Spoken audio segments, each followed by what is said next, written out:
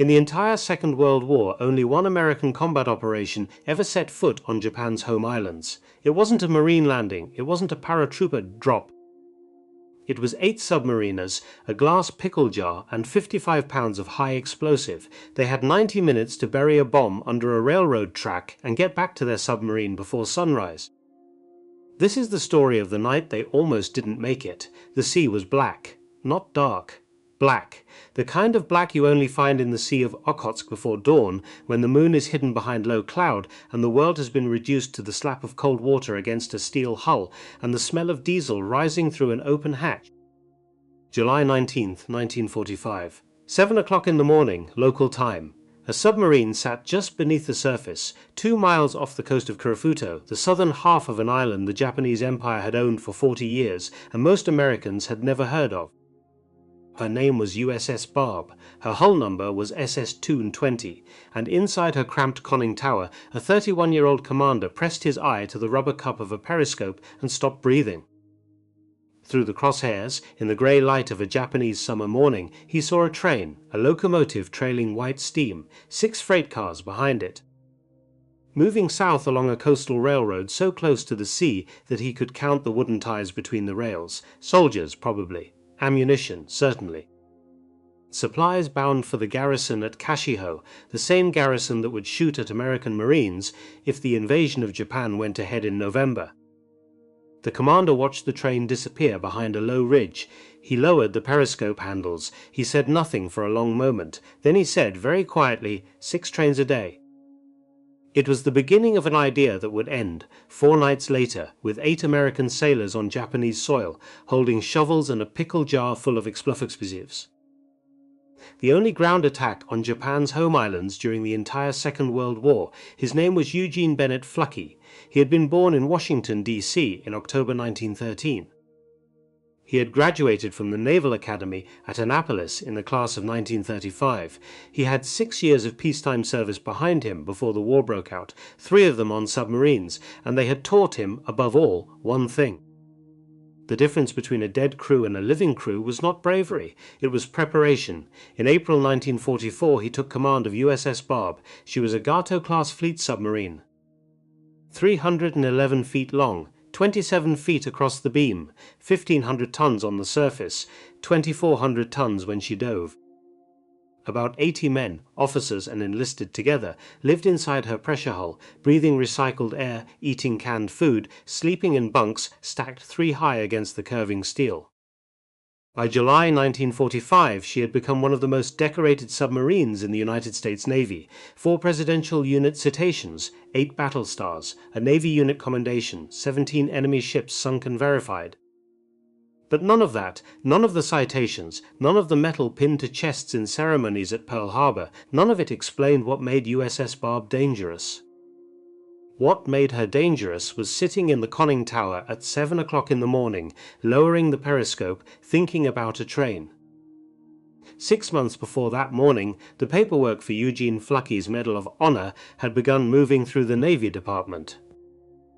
Admirals at Pearl Harbor read his patrol report twice because they could not believe it the first time. The recommendation was signed, countersigned, sent to Washington.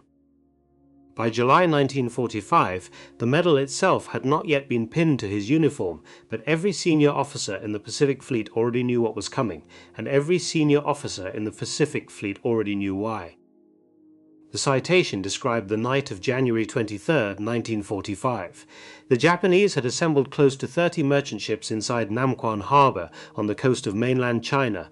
They considered the anchorage untouchable. The harbor was guarded by minefields on either side, by destroyer patrols at the entrance, by coastal artillery on the headlands, by water so shallow that a submarine entering the anchorage would be unable to dive if she was discovered. The Japanese command had stationed the convoy there precisely because no American submarine commander would be insane enough to attack it. Fluckey attacked it. He brought USS Barb across the shallows just after midnight, riding the surface in water so thin his keel was less than 5 fathoms from the bottom of the South China Sea. He fired 6 torpedoes from his bow tubes into the moored convoy. He turned and he fired 4 more from his stern tubes. 8 torpedoes found targets. Ship split in half. ammunition cooked off. Fires lit the harbor so bright that the Chinese fishermen on the headlands could see the rigging of every junk for 10 miles. Then he ran. For more than an hour, USS Barb sprinted on the surface through uncharted Chinese coastal water at 21 knots, while depth charges exploded in her wake and Japanese destroyers stumbled out of the harbor behind her. Flucky held a steady course past minefields he could not see. He did not slow down, he did not deviate, he came out the other side of the screen with every man aboard alive. The brass at Pearl Harbor called it the most audacious submarine attack of the war. The man at the periscope watching the Japanese train disappear into the trees on the morning of July 19, 1945, that man already had the Medal of Honor sewn onto his service ribbon. He had already done the impossible once. The question hovering in the stale air of the conning tower was not whether he could do something audacious again. The question was what? The answer had been forming in his mind for months, and it had begun, strangely enough, with a problem. By the spring of 1945, the war Eugene Flucky was fighting had begun to disappear. For 3 years, American submarines had hunted the freighters and tankers that fed the Japanese Empire from its conquered territories, oil from Borneo, rice from Indochina, iron ore from Manchuria. The campaign had been so quietly devastating that by the early summer of 1945 there was almost nothing left to sink. Submarine crews were coming back to Pearl Harbor with full torpedo loads and empty patrol reports. Other commanders accepted this as the natural endgame of a war already won. Flucky did not. Before USS Barb sailed on her 12th war patrol, he traveled to the Navy's research and development staff with a request that no submarine commander had ever made. He wanted rockets. The Navy was testing a weapon called the Mark 51 rocket launcher, a steel rack designed to hold 12 5-inch rockets, each one tipped with 10 pounds of high explosive, each one capable of traveling 3 miles in a thin, screaming arc. The Mark 51 was being developed as an anti-kamikaze weapon for amphibious landing ships. It had never been mounted on a submarine. Submarines did not attack land targets. Submarines did not need to. Flucky convinced them otherwise. He argued, he proposed, he pointed out that Japan's home islands were ringed with factory towns producing the supplies that would defend against the coming invasion. He pointed out that no warship in the United States Navy could approach those factory towns without warning. Except, perhaps, a submarine that surfaced at 3 in the morning, Ripple fired a dozen rockets and disappeared before anyone on shore had time to put on their shoes. The Navy gave him one prototype. When USS Barb left Midway on June 8, 1945, on what would become her final war patrol, she carried 72 rockets stacked in steel cradles in her aft torpedo room. She also carried orders that read, in essence, raise hell along the coast of Japan. She reached the waters north of Hokkaido on the night of June 20. 2 mornings later, at 2:30 in the dark before sunrise on June 22nd, she surfaced 3 miles off the town of Shari on Hokkaido's eastern coast. 20,000 people lived in Shari. A military factory operated near the waterfront. The town was asleep. Eugene Flucky gave the order to fire. 12 rockets left the deck of USS Barb in 5 seconds. They climbed in white-hot streaks against the black sky. They arsed over 3 miles of ocean. They came down on the factory district of Shari like a fistful of artillery shells out of nowhere. Fires bloomed across the waterfront. Wooden buildings collapsed inward. Workers ran into the streets, looking for the aircraft they assumed had to be overhead. There were no aircraft. USS Barb submerged and was gone. It was the first rocket attack in the history of submarine warfare. Over the 3 weeks that followed, Flucky did it again and again and again. Shikuka, Kashiho, Shiritori. He used Barb's 4-inch deck gun to shell military radio stations. He burned Japan's largest paper mill at Otosumu. He destroyed a leather tanning factory that produced flight uniforms for the Imperial Navy. He reduced small shipyards along the Karafuto coast to wreckage and smoke. He surfaced in the middle of the night, fired and vanished. By the second week of July, Japanese reconnaissance aircraft were combing the Sea of Okhotsk, looking for a phantom that struck their factories and disappeared back into the ocean. They could not find her. And then, on the morning of July 19, while patrolling the coast of southern Karafuto, that same commander, the man who had taken a submarine into Namquan Harbor and the man who had bolted rockets to her deck, that man pressed his eye to the periscope and saw something no one in the history of naval warfare had ever attempted to attack. He saw a train. He watched the railroad through the day. He counted the schedules. 6 trains every 24 hours, running north and south along the coastal line. Each one carrying somewhere between 40 and 60 Japanese soldiers, plus boxes of ammunition and crates of supplies bound for the garrisons that would defend the empire against the American invasion that was coming. He timed the gaps. He measured the distance from the shoreline to the tracks, 400 yards. He studied the beach, open sand. He studied the terrain inland, high grass. A drainage ditch, a packed earth road, then the railroad embankment. By the evening of July 19, after watching trains run past his periscope for nearly a full day, he had made up his mind. He was going to put men on Japanese soil. He was going to destroy a train. He was going to do it with 8 volunteers, a pickle jar, and an idea that one of his electricians had borrowed from a childhood memory of cracking walnuts.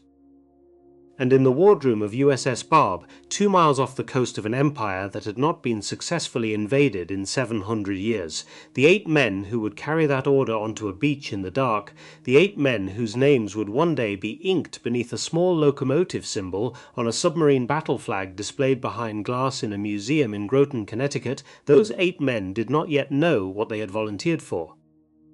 They were about to find out. The plan came together inside a steel cylinder 31 feet wide in the yellow light of a single bulb on a tabletop that smelled of coffee and machine oil. Eugene Flucky called Chief Gunner's mate Paul Saunders and electrician's mate Third Class Billy Hatfield to the forward torpedo room within hours of making his decision. He told them what he wanted. He told them what he did not want. He did not want a shore party getting caught in the open with explosives that had to be detonated by hand. He did not want any sailor under his command to die holding a fuse. He wanted a train to destroy itself. Saunders was 26 years old. He had been a sailor aboard USS Barb since the day she was commissioned in 1942 at the Electric Boat Company Yard in Connecticut, every patrol, Atlantic and Pacific. He knew every rivet in the boat. He looked at the 55-pound scuttling charge sitting on the torpedo skid between them, a cylindrical canister of high explosive built to blow a 3-foot hole in the submarine's own pressure hull if the crew ever had to abandon her to prevent capture. He did not know how to make it think for itself. Billy Hatfield did. Before the Navy, before Pearl Harbor, before any of this, Billy Hatfield had worked for a railroad. He had grown up alongside tracks. He had walked them, ridden them, repaired them, slept in train yards in summer dust. And when he was a boy, he had done what every boy near a railroad had done. He had placed walnuts on the steel and waited for the trains to come. The locomotives came. The walnuts cracked open. The kernels fell out. The weight of a passing train, focused into the thin contact patch between an iron wheel and a steel rail, was sufficient to break a nut without breaking the shell of the man holding still in the bushes 10 feet away. Hatfield stared at the scuttling charge for a long time. Then he said, "We need a switch." The micro switch they ended up with came out of the submarine's own spare parts box. A small spring-loaded electrical contact of the kind used on instrument panels and torpedo systems that would close a circuit the instant pressure was applied to its lever. Hatfield wired it to 3 dry-cell batteries, the same kind used in flashlights, connected in series for stronger current. He ran a second wire from the batteries to the detonator on the scuttling charge. He left the final wire disconnected. That last wire was the safety. The assembly fit, almost as if the war had planned it, inside an empty pickle jar that one of the cooks had emptied earlier in the patrol. The glass was thick, the lid was rubber sealed. Salt water would not get in, moisture would not get in. A boot stepping on it in the dark would not detonate it. But the weight of a Japanese locomotive, 68 tons of steel and water and steam, pressing down on the rail above the buried switch, would push the steel ballast bed downward by 1/4 of an inch. Just enough to close the contact, just enough to complete the circuit, just enough to vaporize an engine. Flucky looked at the device when they were done. He turned it slowly in his hands. He said, "All right." Then he asked for volunteers. 80 men crowded the after battery compartment when the order came down. 80 hands went into the air without hesitation, the way hands go up when you have been at sea for 6 weeks, and you have already decided, somewhere in the back of your mind, that you would rather do something than nothing.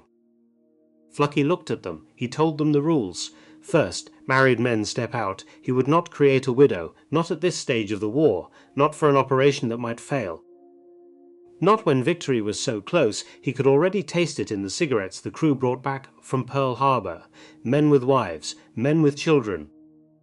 Men whose families would receive a folded flag if this went wrong. Step out. Half the hands went down. Second, he wanted men who could swim. The rafts might capsize in the surf.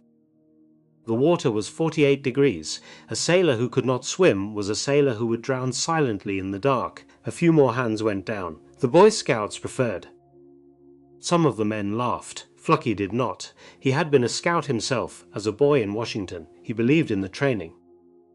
He believed in not tying, in night navigation, in keeping calm when you were lost in the woods. The men he sent ashore would be lost in the woods. They would be in a foreign country, at night, with no map and no support, and the only thing standing between them and disaster was whatever discipline had been put into them as children. The fourth rule was practical. He needed a mix: an electrician to wire the device, a railroad man to read the tracks, strong backs to dig, experienced hands to manage the rafts.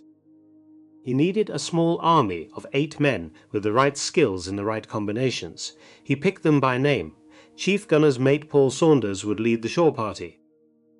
The man who had ridden Barb from her commissioning, calm under fire, the kind of senior enlisted sailor who could keep 7 other men alive by the steadiness of his voice. Electrician's mate third class Billy Hatfield would handle the device. He had built it, he understood it, he was the only man aboard who could correct it if something went wrong in the dark. Signalman second class Francis Sever would stand guard. Ship's cook first class Lawrence Newland would manage the rafts on the beach. Torpedoman's mate third class Edward Klingsmith would stand guard. Motor machinist's mate second class James Richard would also manage the rafts. Motor machinist's mate first class John Marcuson would dig. And Lieutenant William Walker, the only commissioned officer in the group, would oversee the mission on the beach. 8 men. Average age 24. None of them had ever set foot on enemy soil before. The crew began preparing the equipment as soon as the decision was made. The submarine's machinists cut steel plates out of the lower flats of the engine room and welded them into improvised picks and shovels, awkward but strong, suited for digging compacted gravel and rock under a railroad bed. The cook packed rations into waterproof bags. The corpsman put together small medical kits. The men assigned to the shore party were given dark clothing, gloves, Mae West life vests and pistols. They were also given wooden stakes. The stakes were because of dogs. Intelligence reports had warned that Japanese coast patrols along the Karafuto Railroad sometimes worked with guard animals. The stakes, the men were told, might buy them a few seconds against an attacking dog before the dog could bite her. The stakes were not weapons. The stakes were prayers carved into wood. And there was one more piece of preparation that no man in the shore party spoke about, but every man in the shore party understood. If something went wrong on the beach, if Japanese patrols arrived before they could get back to the rafts, the 8 men were to head north on foot. The northern half of Sakhalin Island, 130 miles up the coast, was Soviet territory. The Soviets had not yet declared war on Japan. They might intern the Americans. They might shoot them. They might do nothing. Nobody knew. 130 miles, through mountains, with Japanese patrols hunting them. That was the backup plan. That was what they had if the front door closed. Then the men waited for the weather. The weather did not cooperate. For 3 nights running, the sky over Karafuto was clear. The moon was 3/4 full. Anyone standing on the beach with a pair of binoculars would have been able to count the rivets on USS Barb at 1,000 yards. Flucky could not surface in those conditions. He could not send 8 men across 950 yards of open water in 2 rubber rafts under a moon like that. He paced the conning tower at night. He studied the horizon. He waited. By the afternoon of July 22, the patrol clock was running out. Only 5 days remained on the schedule. After that, USS Barb was due back at Midway for refit. There would not be another opportunity. The war might end before then. The window was closing. Then, just before sunset on the 22nd, the clouds came. A thin layer of cirrus first, scratched across the western sky like white chalk. Then heavier stratus, rolling in over the coastal mountains of Carafuto, capping the peaks and blurring the stars. By 2100 hours, the moon was almost completely obscured. Flucky gave the order. Tonight, USS Barb began her approach to the coastline at 2300 hours. She ran on the surface on electric motors to keep her diesel exhaust quiet. The black silhouette of the submarine, painted in the dark grey that Pacific fleet boats wore to merge with deep water at night, slipped through a sea so calm the wake barely showed. Flucky took her in slowly, 3,000 yards, 2,000, 1,500, the depth finder needle dropped steadily, 50 fathoms, 20 fathoms, 8 fathoms, 6 fathoms, 36 feet of water. The pressure hull of USS Barb was 31 feet from the bottom of her keel to the top of her conning tower. If she had to crash dive at that depth, her conning tower would still be sticking out of the water when her keel hit the seabed. She could not dive, she could not run. She could not hide. If a Japanese patrol boat appeared, the entire submarine and her crew of 80 men would be a stationary target in shallow water at point-blank range. Flucky took her to 950 yards from the beach. He stopped her there. He gave the order to launch the rafts. The 8 men came up through the forward escape hatch in single file, dressed in dark coveralls, faces blacked with engine grease, the digging tools and the pickle jar containing the explosive device wrapped in oilcloth. The 2 rubber rafts were inflated on deck. The men slipped them over the side. They climbed down. It was 5 minutes past midnight. July 23rd, 1945, they began to paddle. The paddling was slow and quiet. Wooden blades dipped into the water in unison, lifted, dipped again. 950 yards of black ocean lay between USS Barb and the beach. The men did not speak. They did not look back at the submarine. Behind them, USS Barb sat motionless in the dark, a darker shape against the black water. Aboard her, Eugene Flucky stood in the open bridge of the conning tower with binoculars pressed to his eyes, watching the rafts grow smaller, watching for any sign of activity on the beach, watching the eastern horizon for the first hint of dawn. He had 90 minutes. After 90 minutes, regardless of what was happening on shore, he would have to begin pulling USS Barb out of the shallows. The 8 men knew this. They had been told. They had not argued. 90 minutes meant 90 minutes. The rafts touched sand at 30 minutes past midnight. Lawrence Newland and James Richards stayed with the boats. They pulled them above the high tide line and concealed them behind driftwood and rocks. Their job was to keep the escape route open. If Japanese patrols appeared on the beach, they were to fire 2 pistol shots, which would signal both the rest of the shore party and USS Barb that the mission had been compromised. The other 6 men moved inland. Saunders led. Walker followed. Then Hatfield carrying the pickle jar against his chest like a child. Then Sever and Klingsmith and Markezon carrying the improvised digging tools and the wooden stakes. They were the first American combat troops to set foot on one of Japan's 4 main home islands. Carafuto was Japanese sovereign territory, governed from Tokyo, populated by Japanese civilians, defended by Japanese soldiers. Every step was a step into enemy country. There were no friendly lines behind them. There were no reinforcements waiting in reserve. There was a rubber raft, a submarine in shallow water, and the entire weight of the United States Navy 950 yards behind them on the surface of the sea. 50 yards inland they hit the drainage ditch, 3 feet deep, stagnant water at the bottom. They lowered themselves into it one at a time, crossed the mud, climbed out on the far side. Their coveralls were soaked from the waist down. They kept moving. 100 yards from the beach they reached the packed earth road. Saunders signaled a halt. The men crouched in the grass and listened. No voices, no engines, no animals. They crossed the road one at a time. The railroad embankment rose out of the dark in front of them like a low ridge, gravel piled 6 feet above the surrounding ground, the rails on top catching what little starlight came through the cloud cover. Walker and Saunders climbed up first. The others followed. Saunders crouched beside the rail. He put his hand on the steel. He felt the steel humming. He looked north. Sever, 20 feet to his right, was already turning to look in the same direction. Sever raised a hand, he pointed. A faint vibration in the rails, a distant sound. A train. The 6 men dropped flat in the grass at the base of the embankment in absolute silence. Hatfield, on his belly, pulled the pickle jar tight against his chest.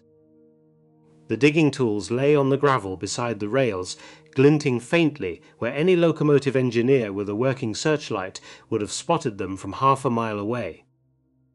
Then they heard something that changed everything.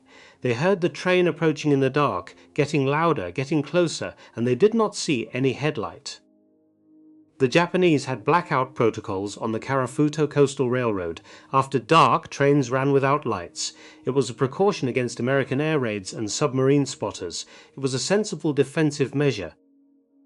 The Japanese had been doing it for months. That decision, made in some military office in Tokyo to protect Japan from American attack, was about to save the lives of the 6 Americans lying flat in the grass. The train came out of the north at 55 minutes past midnight. The locomotive was a Japanese freight engine, blacked out, running fast. It passed within 15 feet of the men in the grass. The ground shook. The smell of coal smoke and hot oil washed over them. The wheels clacked across the rail joints in a rhythm that filled the whole world for 30 seconds. The freight cars followed, 15 of them. The men count silently, 1 number per car, 1, 2, 5, 10, 15. Then the train was passed, sliding us out into the dark toward Kashiho. Saunders waited 2 full minutes after the sound faded before he gave the signal to move. Then they began to dig. Walker, Sever, and Klingsmith spread out as sentries. Klingsmith moved 50 yards north along the tracks. Sever moved 50 yards south. Walker positioned himself at the road, watching for vehicles. Saunders, Hatfield, and Marcusson stayed on the embankment. Hatfield chose the spot, a straight section of track where an approaching train would be moving at full speed, no curves to slow it down, no grade. He knelt between the rails and examined the wooden ties. Saunders and Marcusson began to dig. The improvised shovels bit into the gravel ballast. The first 6 inches came out easily. Then the steel hit compacted earth mixed with stones the size of fists. The work slowed. Saunders used the pickaxe to break the harder material loose. Marcusson scooped the loose dirt out of the hole. Hatfield knelt beside them, watching the depth, measuring with his fingers. The sounds were small, but they were not nothing. Steel on stone. Breath through teeth, the soft thud of dirt landing in piles beside the rails. Every sound seemed enormous in the dark. They had been digging for 18 minutes when Sever whistled from the south. Saunders froze. Hatfield looked up. Marcusson lowered the shovel slowly. From down the tracks, Sever's voice came in a half-whisper that was somehow louder than a shout. Another train. This one was coming north, from the direction of Kashiho, the opposite direction from the first one. The men on the embankment were trapped in the middle of their own work. The hole was half dug. The shovels were lying on the gravel. The pickle jar was open on its side.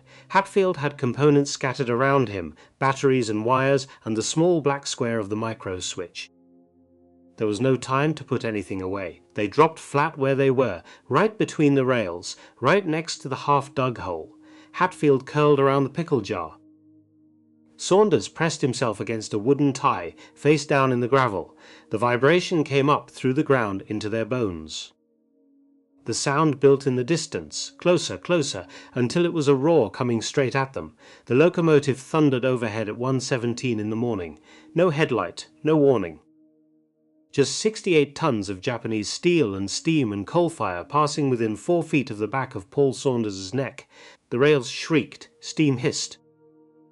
The freight cars came behind, 14 of them this time, each one hammering across the joints in the rails directly above the bodies of 3 American sailors who could feel every blow through their teeth. Marcusson kept his eyes shut. Hatfield held the pickle jar so tight his knuckles went white in the dark. Saunders counted the cars. When the last car cleared, the men did not move. They waited until the sound faded completely into the north, until the vibration in the rails died away, until even the smell of coal smoke dissipated into the salt air. Then Saunders lifted his head. He looked at his watch. He looked at Hatfield. He said, "Finish it." They went back to work. It took them another 15 minutes. Hatfield placed the scuttling charge at the bottom of the hole and packed dirt around it to hold it steady. He positioned the 3 dry cell batteries beside the charge. He laid the micro-switch directly beneath the western rail, level with the gravel ballast, calibrated by feel because he could not risk the flashlight beam being visible from a distance. The switch was the brain of the device.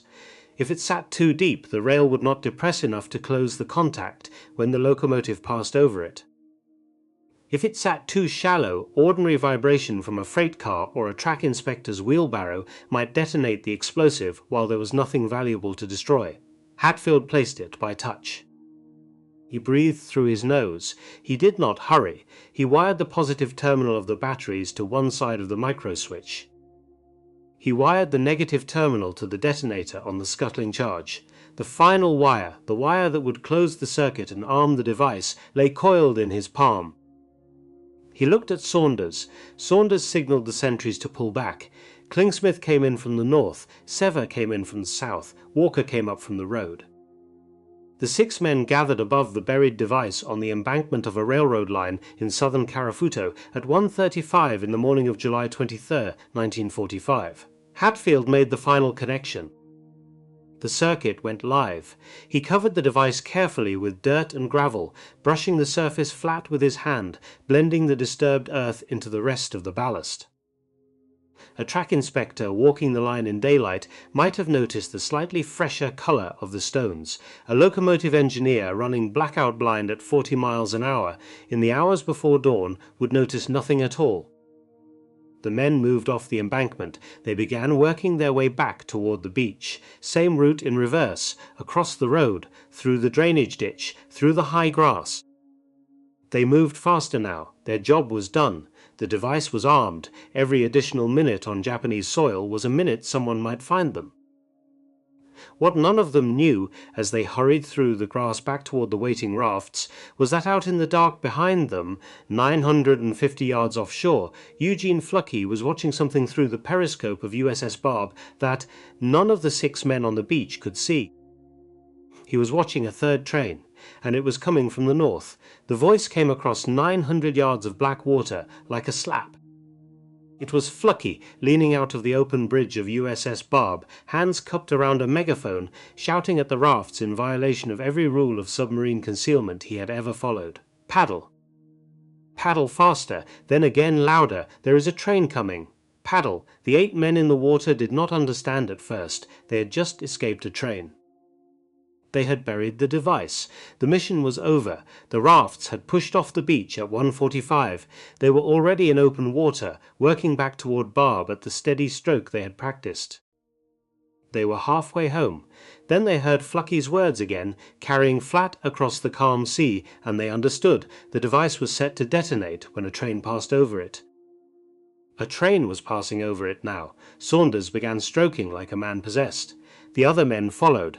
The rafts shot forward through the water, paddles biting harder, the rhythm broken now into something raw and frantic.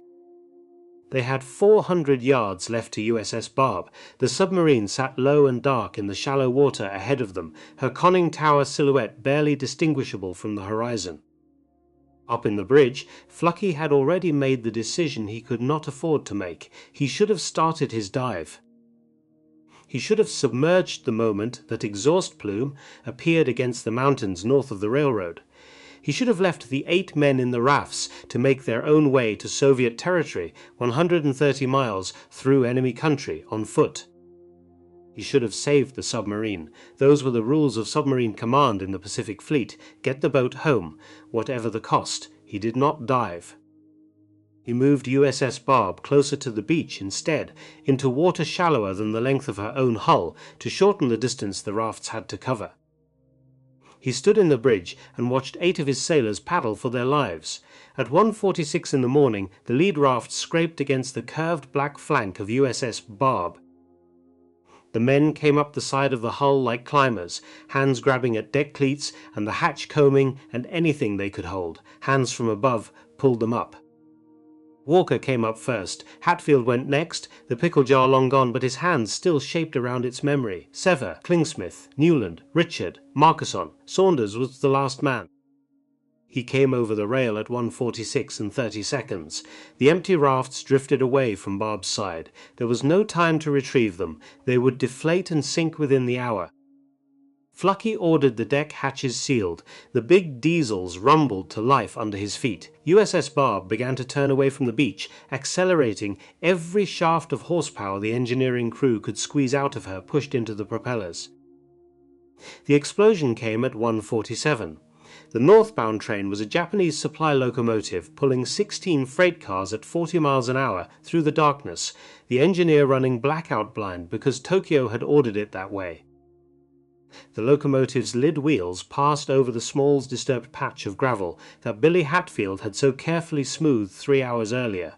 68 tons of steel pressed down on the rail. The rail depressed a quarter of an inch. The micro switch closed. 55 pounds of high explosive detonated directly beneath the locomotive's boiler.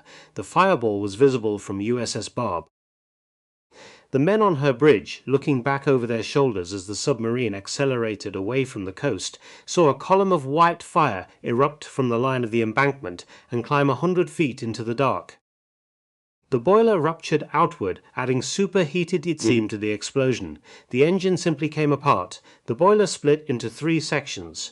The drive wheels separated from the chassis and skipped sideways down the slope.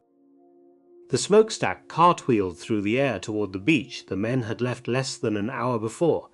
The freight cars behind the locomotive had no time to brake. The first car slammed into the burning wreckage and accordioned. The second climbed over the first. The third jackknifed off the embankment. Cars 4 through 16 piled into the growing mound of twisted metal, their wooden frames splintering, their cargo spilling, secondary explosions cooking off in the cars carrying ammunition. The sound reached USS Barb as rolling thunder. 3 seconds after the flash, Flucky allowed every man not on essential watch to come topside. They came up in shirt sleeves, blinking in the dark, climbing the ladders into the open bridge and the deck space behind the conning tower. 80 submariners stood on the grey steel skin of their boat in the middle of the Sea of Okhotsk and watched the coast of Karafuto burn. No one spoke, no one cheered. They had just become the only submarine crew in the history of the United States Navy to destroy a train. They had just conducted the only American ground combat operation on the home islands of Japan during the entire Second World War. They knew it. They watched the fires. Then, one by one, the searchlights came on along the Japanese coast. The beams were thin and white and cold, sweeping across the water in the patterns military gunners had been trained to use. 3 different positions, working in coordination, looking for the submarine they knew had to be out there. The light caught the tops of the waves. It traced lines across the sea. If it caught the dark hull of USS Barb, Japanese coastal artillery would open up within seconds. Flucky ordered the crew below. USS Barb accelerated to 23 knots on the surface, her diesels at 150% overload, the same emergency setting Flucky had used 6 months earlier escaping Namquan Harbor. She left a phosphorescent wake that any searchlight catching it at close range would have followed straight to her stern. The searchlights did not catch her. At 2 o'clock in the morning, the depth finder showed 60 feet of water beneath the keel. Flucky gave the order to dive. The ballast tanks flooded. The submarine's bow tilted downward. Within 90 seconds, USS Barb was completely submerged and leveling off at periscope depth. She stayed there for 6 hours. At 8 o'clock in the morning of July 23, 1945, Flucky raised the periscope and looked east. The searchlights were gone. The Japanese patrol boats had given up. The smoke was still rising from the coast where the train had died. He continued the patrol. For 4 more days, USS Barb stayed in the Sea of Okhotsk. She shelled a military radio station with her 4-inch deck gun. She destroyed 2 wooden coastal freighters under construction in a small Karafuto shipyard. She fired her last 12 rockets at the military garrison on Kaiyo Island. By the time she turned south for Midway on the morning of July 27, she had used almost every weapon her builders had given her, and several her builders had never imagined. USS Barb arrived at Midway Atoll on the 2nd of August 1945. The crew assembled on deck in dress uniforms. The battle flag was raised. It was not like any other flag in the United States Navy. 17 patches representing ships sunk, 4 presidential unit citation symbols, a Navy unit commendation, symbols for the rockets and the deck gun bombardments, a Medal of Honor ribbon at the top for Flucky for Namquan, and at the bottom of the flag, freshly sewn on, a single new symbol, a Japanese locomotive. The only submarine in the history of naval warfare to sink a train, Admiral Chester Nimitz himself came down to greet them. 4 days later, on the 6th of August, an aircraft called Enola Gay dropped a uranium device on the city of Hiroshima. 3 days after that, a second device fell on Nagasaki. The Soviets declared war on Japan and rolled south into Manchuria. On August 15th, the Emperor of Japan spoke on the radio, and a war that had begun for the United States at Pearl Harbor 4 years before came, very suddenly, to an end. USS Barb never sailed on another war patrol. She did not need to. In the years that followed, naval historians studied the 12th patrol of USS Barb with the kind of attention usually reserved for fleet actions. They studied the rockets, they studied the train, they studied the small unit of 8 men on the beach. They wrote about the audacity, they wrote about the innovation. They wrote about Eugene Flucky and the 4 Navy crosses he eventually wore on his uniform alongside the Medal of Honor. But there was one statistic about Eugene Flucky that no one talked about for a long time. Across 5 war patrols as commanding officer of USS Barb, hundreds of depth charge attacks, thousands of miles run through minefields in shallow water, the only American submarine landing on Japanese soil, every gunfight and every torpedo exchange, Eugene Flucky lost 0 men. 0. Not a single sailor under his command came home in a flag-draped box. Not one received a Purple Heart for action while Flucky was their captain. Not one widow received a folded triangle of stars and stripes. 80 men sailed under him into the most dangerous water in the world, and 80 men came home. That number, more than the medals, more than the locomotive, more than any of it, was what defined the man. Eugene Flucky stayed in the Navy after the war. He served as aide to Admiral Nimitz. He was promoted to Rear Admiral in 1960. He commanded the entire Pacific submarine force from 1964 to 1966. He retired in 1972 after 37 years of service, moved to Portugal with his wife Marjorie, and opened an orphanage. They ran it for 8 years. He buried Marjorie in 1979. He published a book called Thunder Below in 1992, which the Naval Academy made required reading. He died on the 28th of June, 2007, 93 years old, and was buried in the Naval Academy Cemetery at Annapolis. USS Barb herself had a less dignified end. She was decommissioned in 1947, recommissioned for training duties in 1951, decommissioned again in February 1954. Later that year, the United States transferred her to the Italian Navy under the Mutual Defense Assistance Act. The Italians renamed her Enrico Tazzoli after a 19th-century Italian patriot. She served under the Italian flag for 18 years. In 1972, the Italian government decided she was obsolete. They sold her for scrap. The final price was about $100,000. Less than the cost of a modest American house. By the time anyone in the United States Navy realized what was happening, USS Barb was already being cut apart in an Italian salvage yard. When Eugene Flucky heard about it, he said very quietly that if the crew had known, they would have pooled their money and bought her back themselves and brought her home. Nobody told them. Today, only one piece of USS Barb still exists. Her battle flag hangs behind glass at the Submarine Force Library and Museum in Groton, Connecticut. The 17 ship symbols are still visible. The Medal of Honor ribbon at the top is still visible, the Presidential Unit citation patches are still visible, and at the bottom of the flag, faded but still clear, there is a small embroidered image of a Japanese locomotive. Visitors walk past it every day. Most of them never ask what it means. Some of them stop, and they look at the locomotive for a while, and they wonder why a submarine flag would have a train on it. If they ask, they get the answer. 8 men, a pickle jar, a beach in Karafuto, a train that never reached Kashiho. A submarine waiting in 36 feet of water, with a commander on the bridge who refused to leave them behind. The only American attack on the soil of Imperial Japan. And the 80 men who came home alive.